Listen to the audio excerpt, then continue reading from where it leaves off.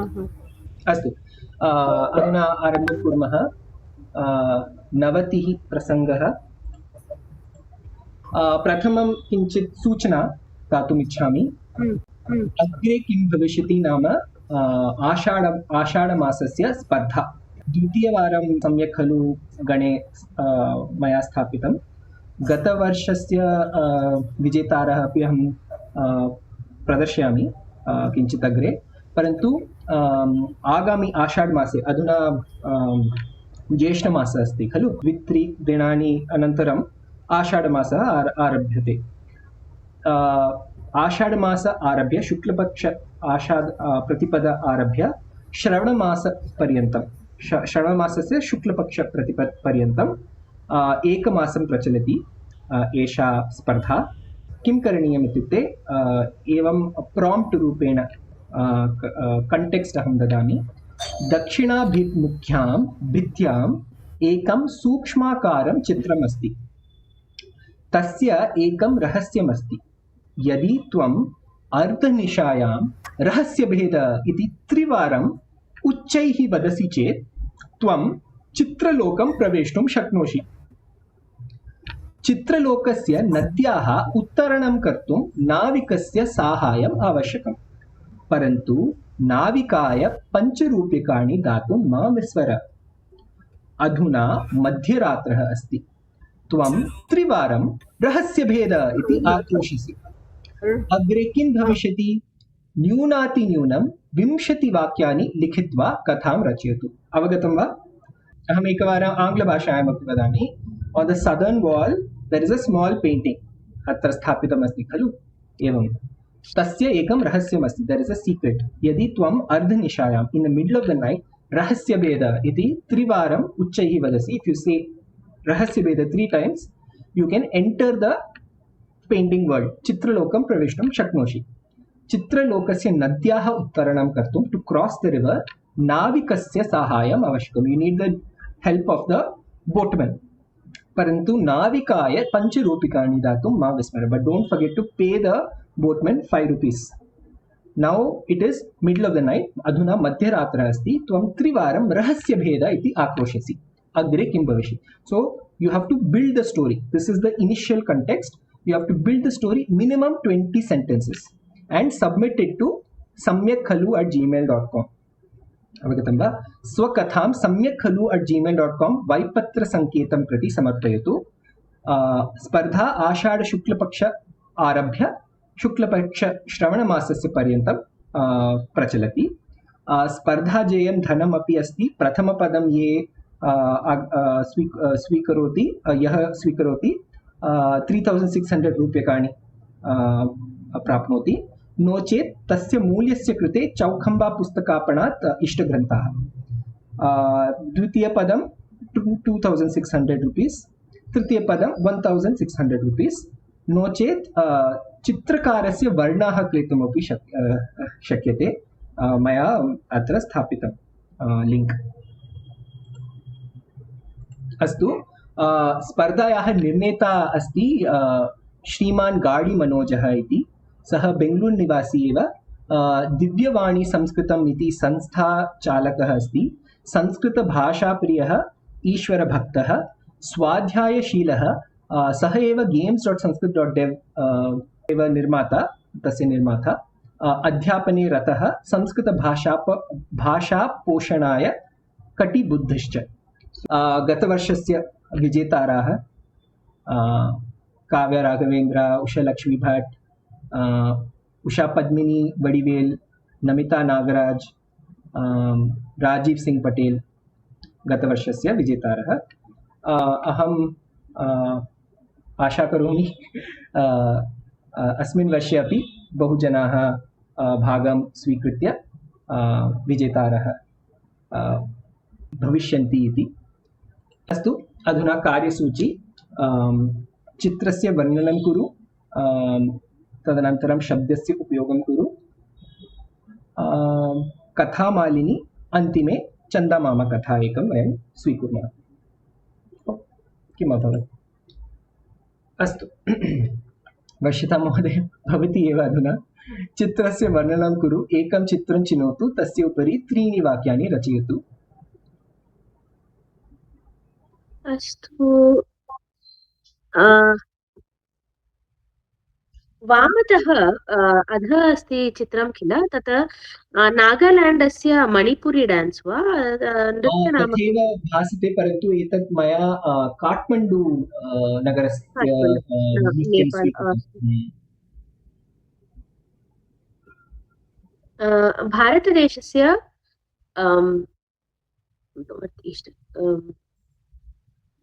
North east भागे नैऋत्यभागे नेपालः देशः अस्ति। तन्मध्ये काठ्माण्डु स्थाने पद्धतिरीत्या अथवा सांस्कृतिकनृत्यम् एतत् चित्रे द्रष्टुं शक्यते।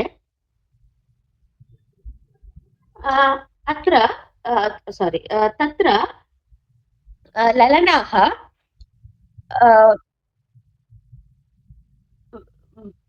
विशिष्ट वस्त्रं धारयित्वा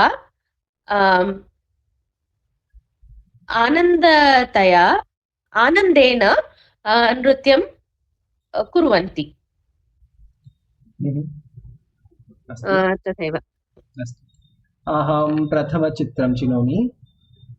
अत्र उल्लेखितमस्ति आश्चर्यचकितकुक्कुरः। अद्यतनकाले जनाः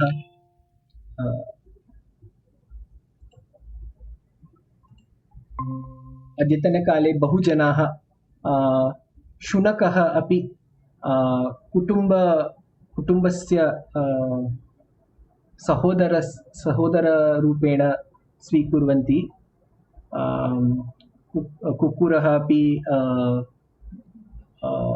कुटुम्बेन सह भोजनं करोति।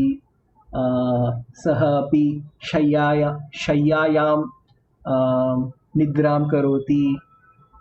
एवं भवति गृहचर्याः। परन्तु पुरातनकाले भारतदेशे कुक्कुराः केवलं श्मशान स्थानम् अथवा बहिः एव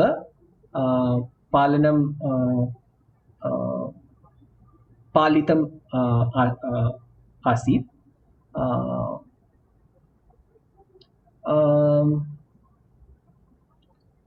एवं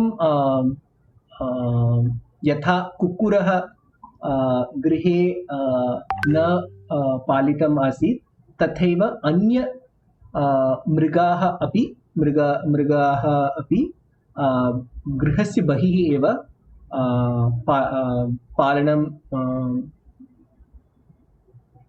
पालितम् आसीत् वा?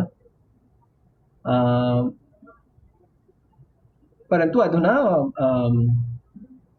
शिष्टाचारः किञ्चित्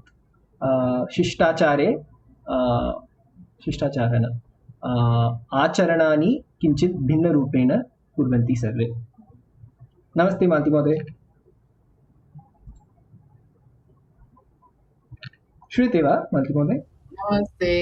नमस्ते मालती महोदय, भवत्याः गृहे कुक्कुरः अस्ति वा? नास्ति। वर्षिता महोदय, भवत्याः मम भ्रातृस्य गृहे अस्ति। अस्तु। वर्षिता महोदय, भवत्याः गृहे? मम सहोदरी गृहे अस्ति, मम गृहे नास्ति। वयमेव बहुजनाः आसम्।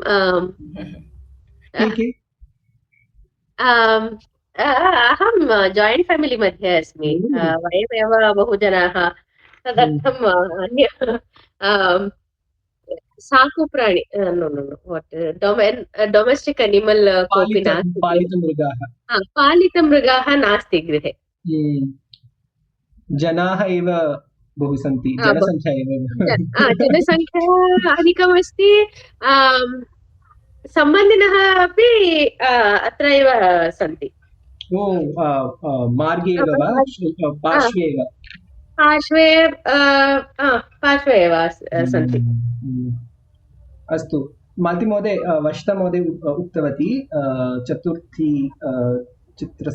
चतुर्थचित्रस्य उपरि अहं प्रथमचित्रस्य उपरि उक्तवान् अधुना भवत्याः Yes. This Seema has asked whether it started. You just reply. Maybe we should join.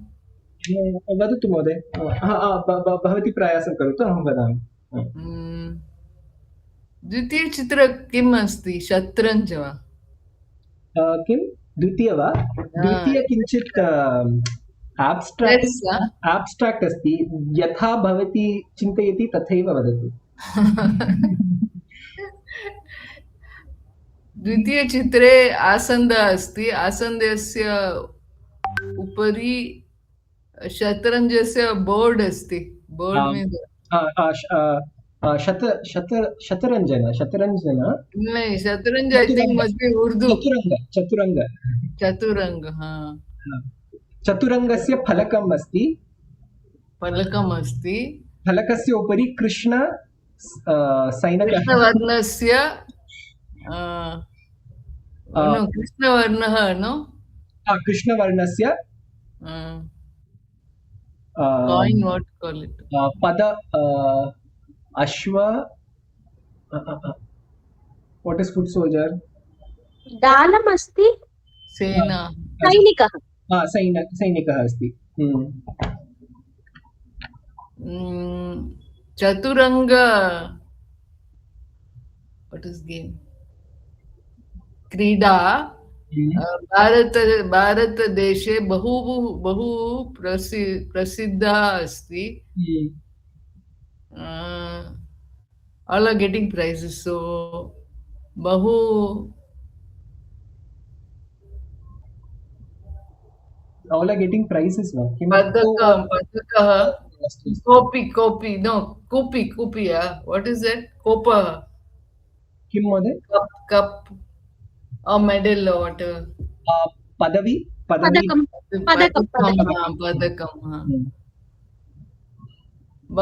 बहवः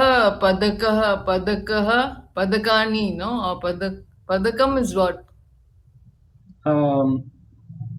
medal no is or a locket lingua पदकं नपुंसकलिङ्ग अनेकानि पदकानि आनयति गेट इट आनयन्ति न प्राप्तवती अस्तु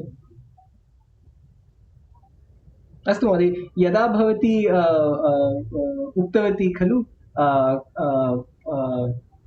फलकस्य उपरि कृष्णवर्णस्य इदम् अस्ति मया हिन्दी भाषायाः गीतं किञ्चित् स्मरणम् अभवत् काष्ठस्य अश्व अष्टस्य उपरि तथैव भवती उक्तवती किञ्चित् वदतु महोदय हिन्दी भाषायां वदतु लकेडी काटी घोड़ा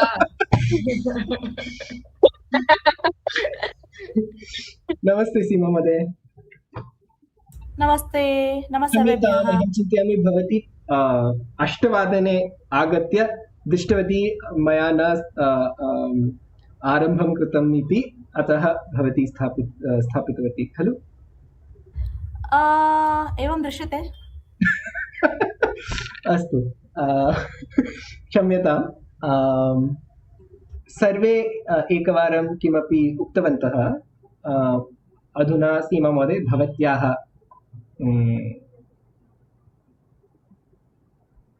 भागं वा न अवकाशम् तृतीयचित्रे पञ्चमः चित्रे पञ्चमं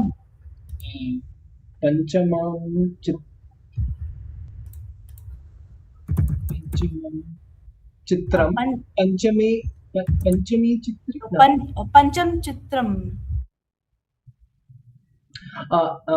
एकः द्वौ त्रीणि पर्यन्तं लिङ्गम् अस्ति तदनन्तरं Panchamam.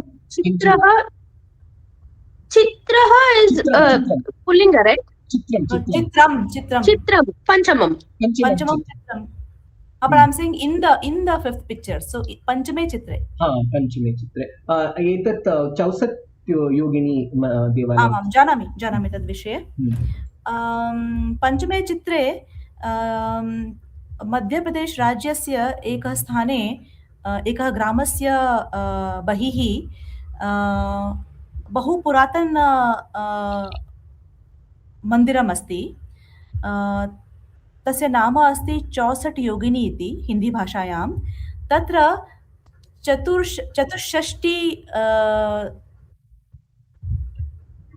चतुष्षष्टि कोटि योगिनी. No, I'm saying something else. चतुष्षष्टि देव्याः विग्रहम् अस्ति.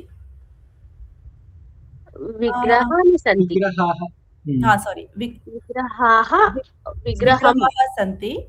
विग्रहाः सन्ति. तत्र इदानीं पूजा न वर्तते किन्तु पर्यटनस्थलं तु अस्ति. तावदेव. धन्यवादः सीमा महोदय.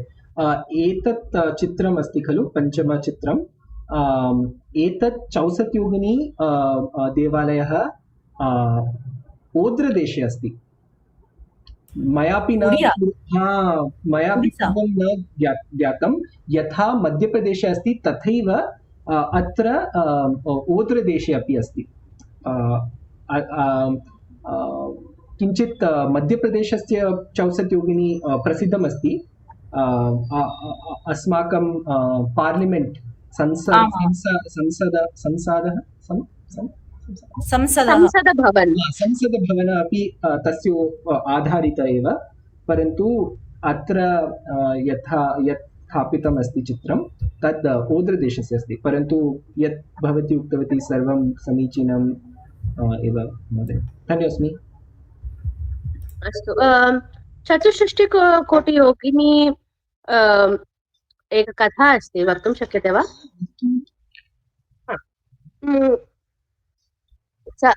ललितसहस्रनाम मध्ये 64 कोटि योगिनी गणसेवितायै नमः इति एकनामः अस्ति ललितसहस्रनाम मध्ये. काशीनगरे वाराणसी मध्ये भास्कराचार्यः इति एकः पण्डितः आसीत्. सः ललितसहस्रनामस्य भाष्यं रचितवान्. तदा तत्र कानिचन के पंडिताः इतरपण्डिताः आसन्.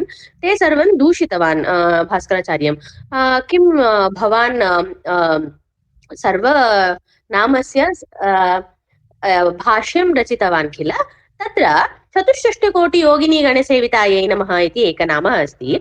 64 कोटि योगिन्यः काः इति वदतु इति ते भास्कराचार्यं निन्दितवान् अथवा चैलेंज दत्तवान्. चैलेंज दत्तवान्.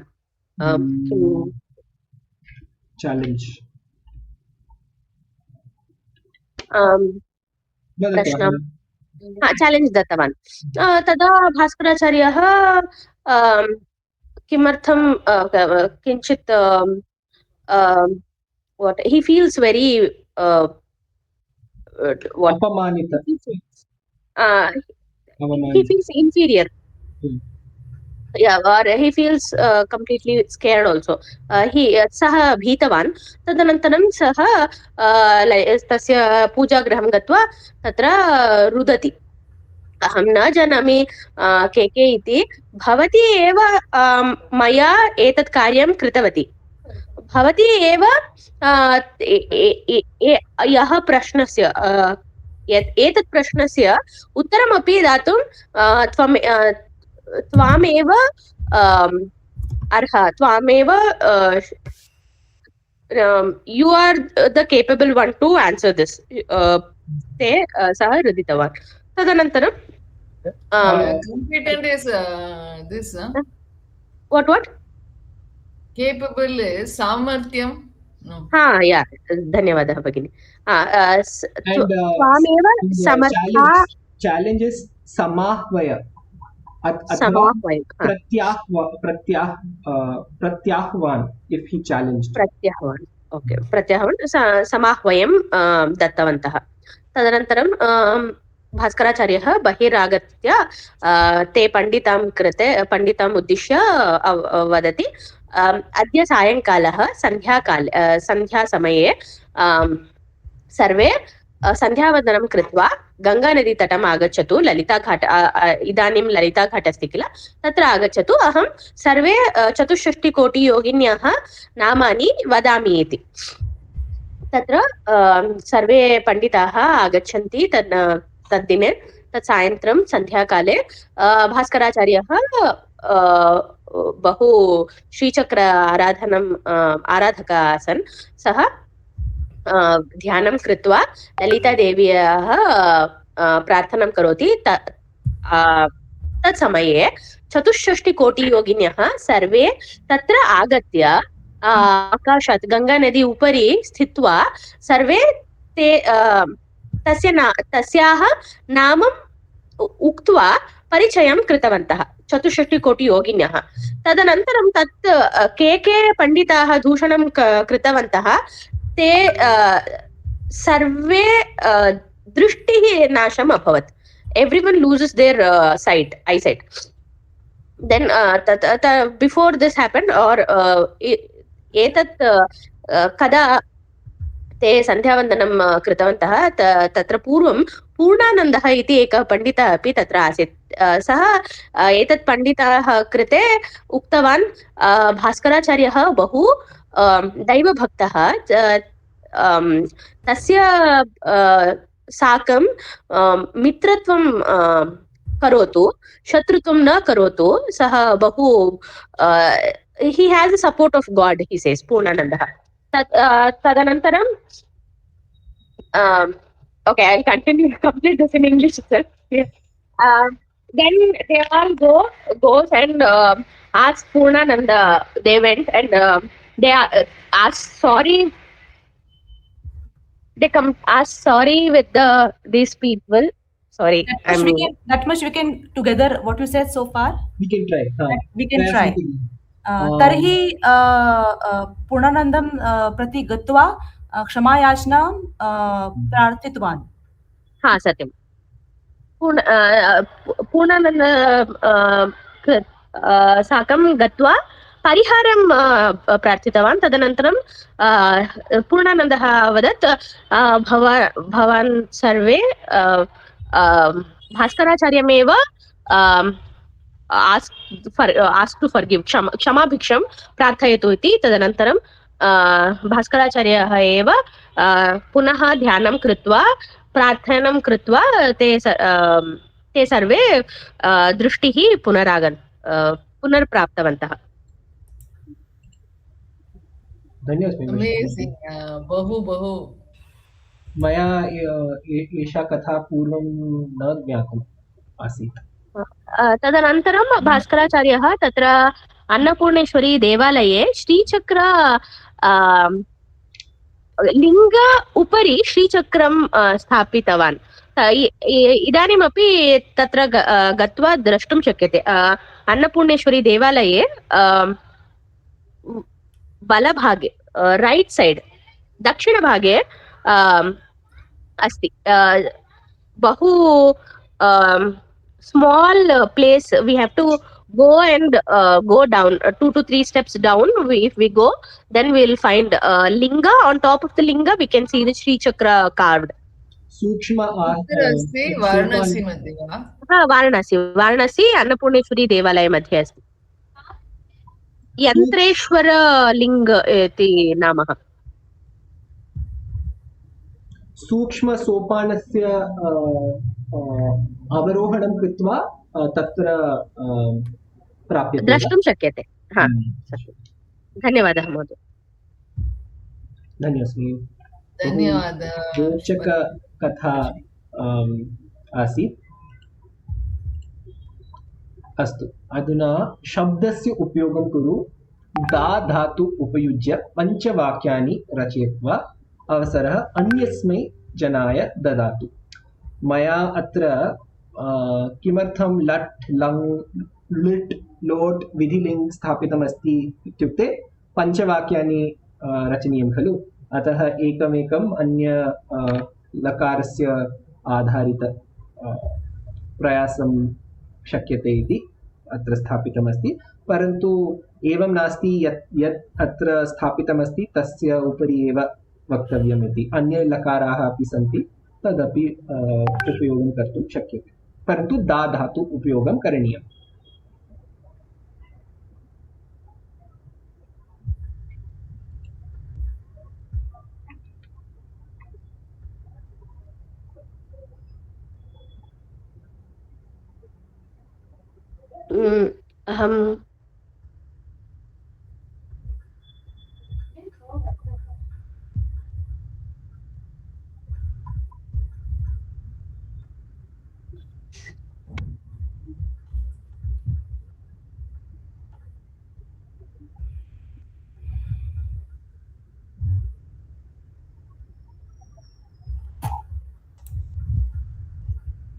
अहं वदामि।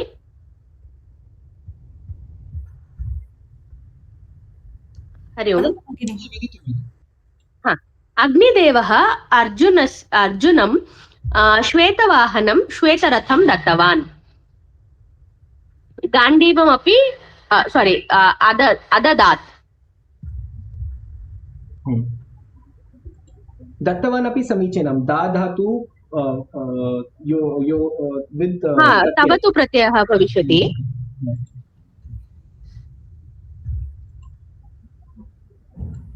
अग्रे तदनन्तरं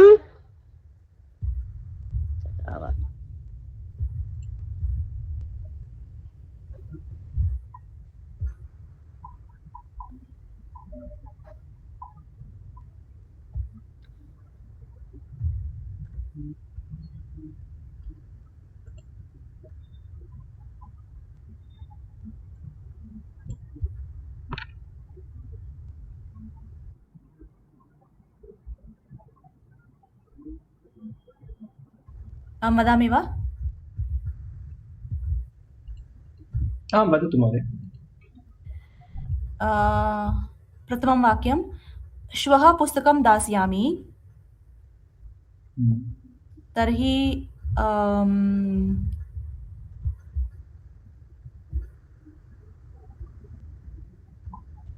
भिक्षुकाय भोजनं ददतु। तर्हि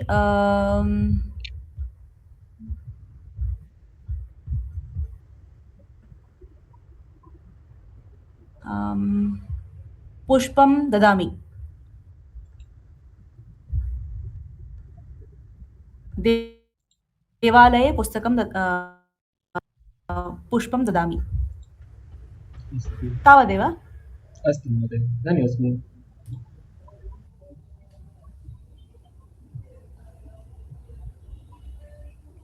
सरस्वती माता मम कृपया संस्कृतभाषे सम्भाषणं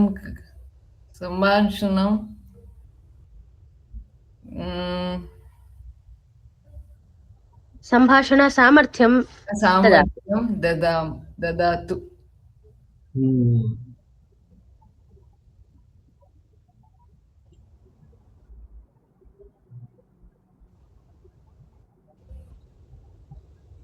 सरस्वती देवी संस्कृतसम्भाषणसामर्थ्यं मालती भगिन्यायै दास्यति।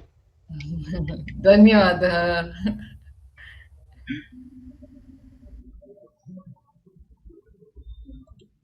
अग्रे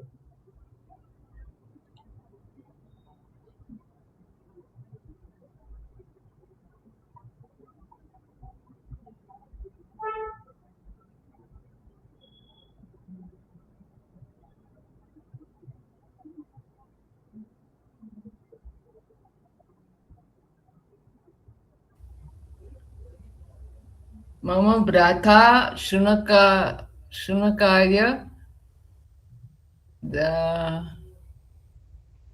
भोजनं ददाति। Hmm.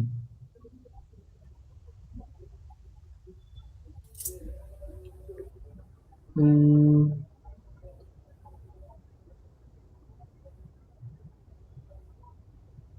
मालती भगिनी भवती कदा मह्यं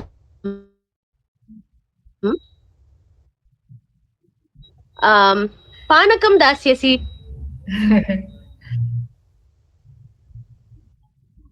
Bhagini, you can answer. You can take dasyami now. अहं सदा वर्षिता महोदये पानकं महोदयै. So दास्यामि. for महोदय महोदयै दास्यामि. सम्यक् मम महोदय. कृते नास्ति वा?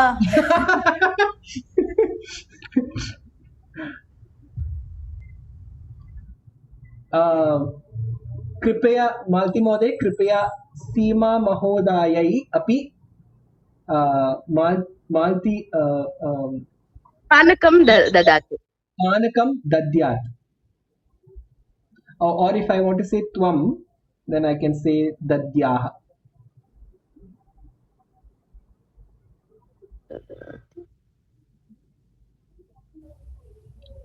देहि. त्वं देहि. तद् परस्मैपदं न आत्मनेपदं वा? देहि देहि देहि. न न न परस्मैपदमेव. लकारः लोट् लकारः. अत्र तु नास्ति. दत्. You give देहि. अस्तु सः देहि लोट् You can say लकारः. ददतु. Load लकार means ददतु. मध्यमपुरुषे अस्ति महोदय. आमां परन्तु अहं विधिलिङ्ग उपयोगं करोमि. विधिलिङ्गे किं भवति? विधिलिङ्ग is made to be done. दध्याः. दद्याः. We don't use the vidhiling lakara much, no? Mostly- We realize when we see. Mostly we just use lot, lung and with that only we are managing. सत्यं. परन्तु अन्य लकाराः अपि सन्ति अतः एव मया स्थापितम्. तावदेव वा अग्रे गच्छामः? एकं वदामि. अहम् अग्रिमपरीक्षायां क्लिष्ट प्रश्नाः दास्यामि. अस्तु.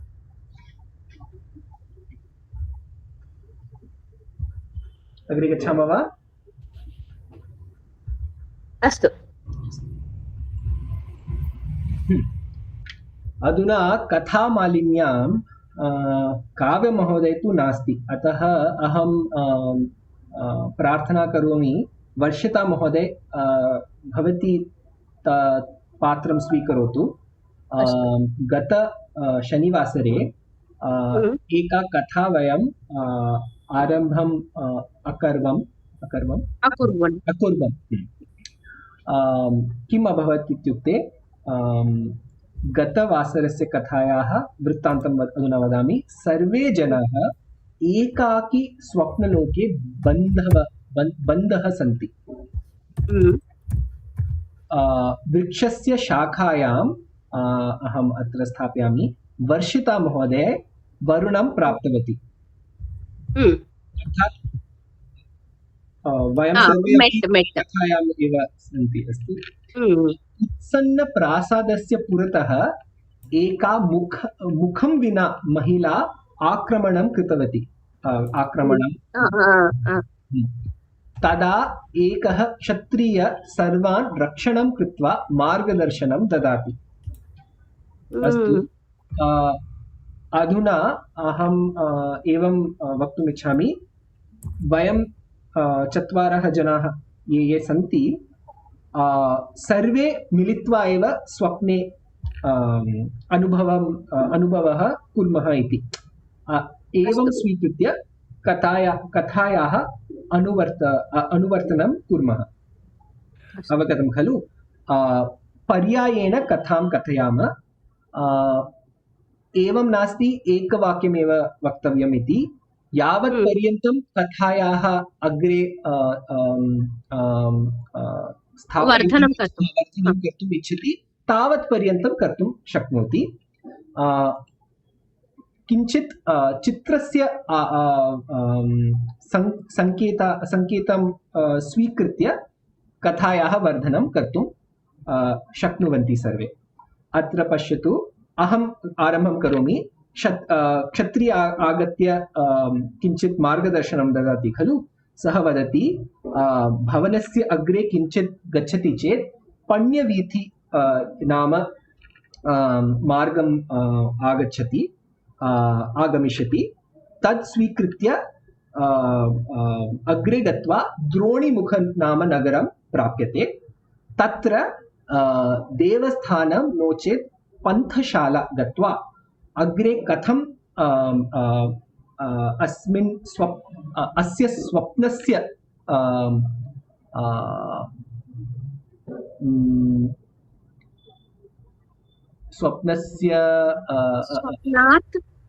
स्वप्नात् बहिः गन्तुं शक्यते इति विषयं प्राप्तुं शक्यते इति सः वदति तदनन्तरं सः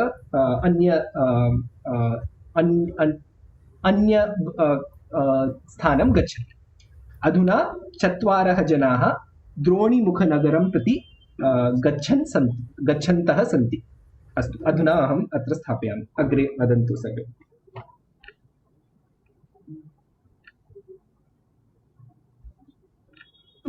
वयं 4 द्रोणीमुखनगरं नगरमुखं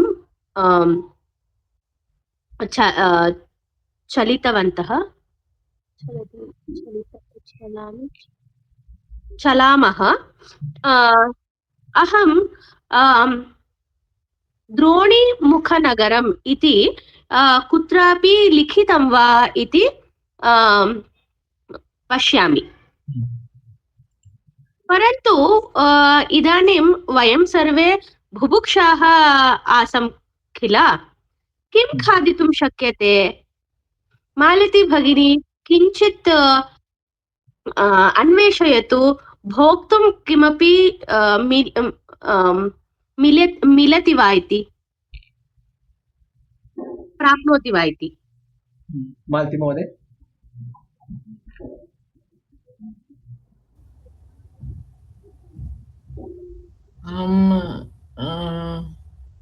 अन्वेषणं करोमि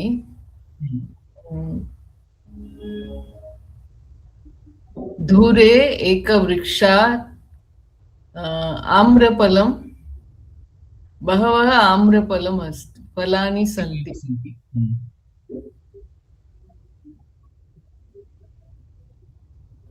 आम्रफलं रक्तवर्णे अस्ति भवती खादति वा scared is not भीति भीता अस्मि भीता अस्ति भीता अस्मि ओ सत्यं सत्यं मालती भगिनी अहमपि भीता अस्मि इदानीं रक्तवर्णस्य आम्रफलं कदापि अहं न दृष्टवती अहं चिन्तयामि विषमपि भवितुम् अर्हति इति अतः अन्य कुत्रापि अन्वेषणं कुर्मः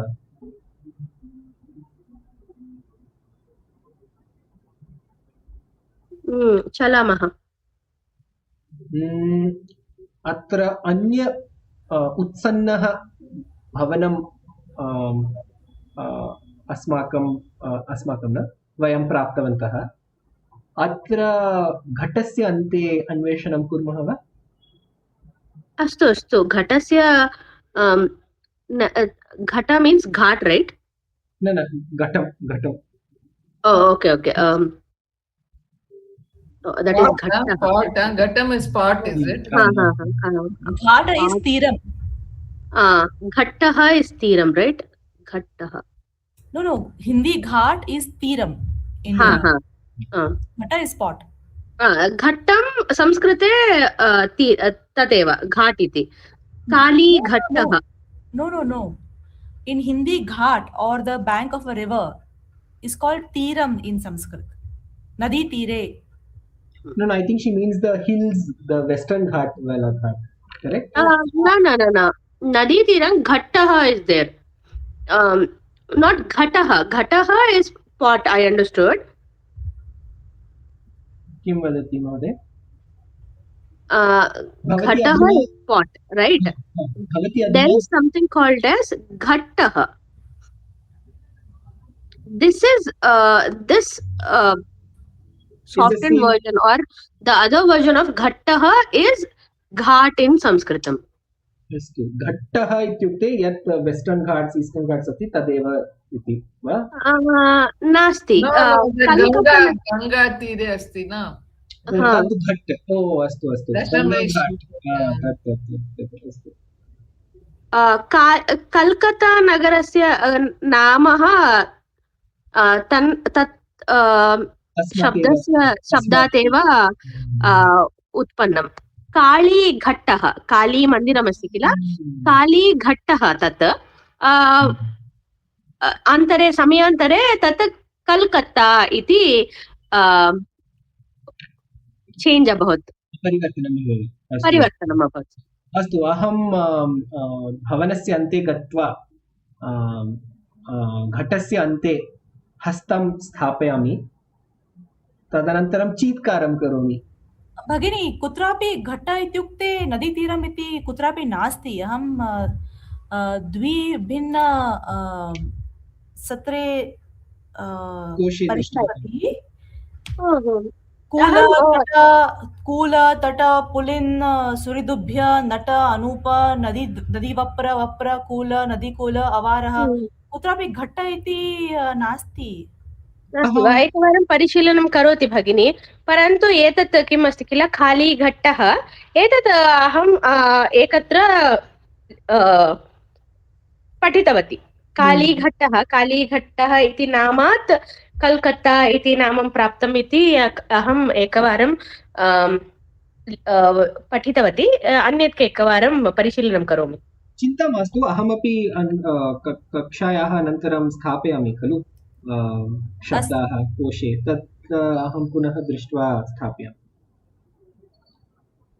अस्तु अहं भवनस्य अन्ते गत्वा चीत्कारं कृतवान् अन्ये जनाः किं कर्तुम् इच्छन्ति वदन्तु वरुण महोदय किम् अभवत् किमर्थं चीत्कारम् मूषकः अस्ति अत्र अय्ययो तत् did it bite न परन्तु अहं न इच्छामि अहं बुभुक्षा भवामि परन्तु अहं अन्वेषणं न करोमि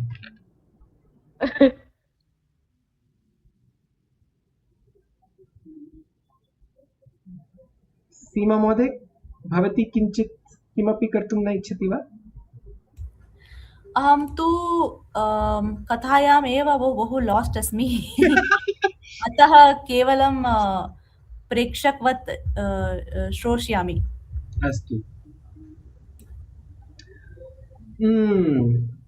अहम् अन्य घटे पुनः अन्वेषणं करोमि तत्र किञ्चित् अपूपं प्राप्नोमि अरे अत्र जनाः अपूपमपि पचनं कुर्वन्ति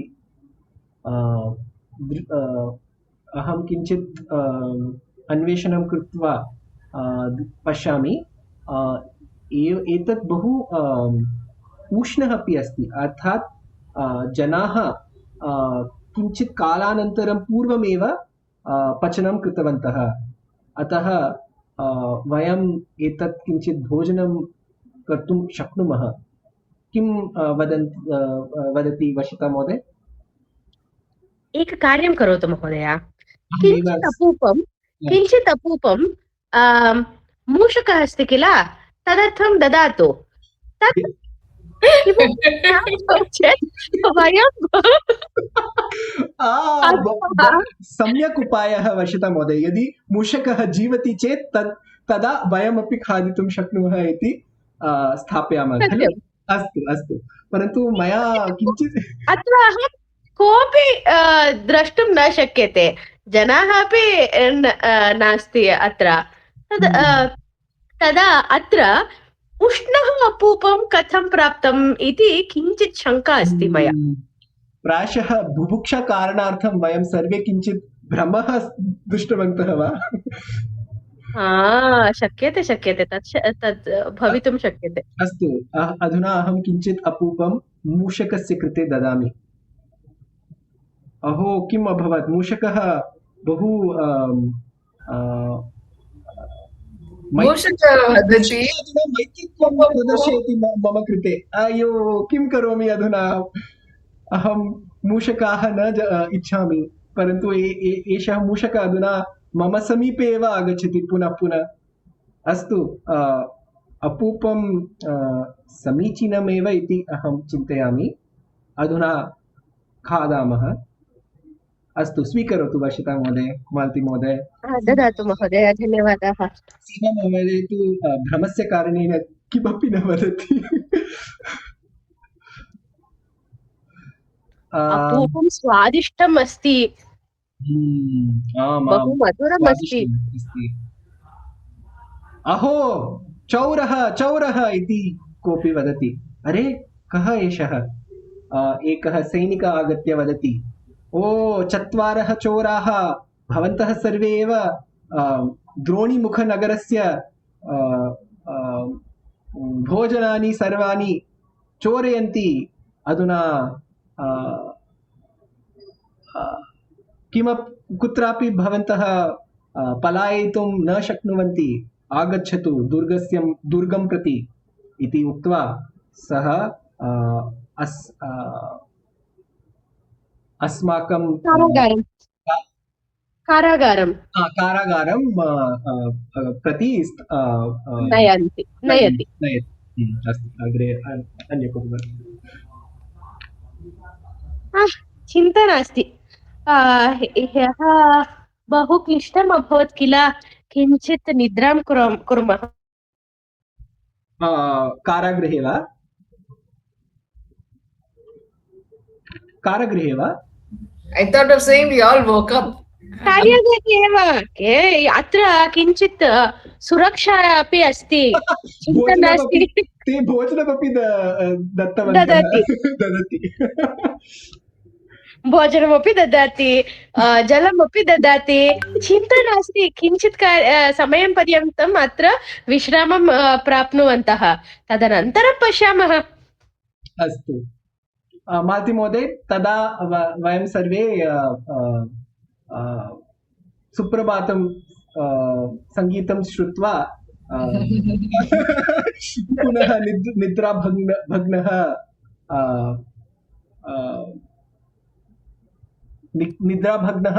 प्राप्नुमः वा, मालती महोदय? अस्तु, सो वी स्टॉप हियर। अधुना समय अस्ति वा चन्दामामा कथा पठितुं? We'll do it next week. चन्दामामा कथा वा?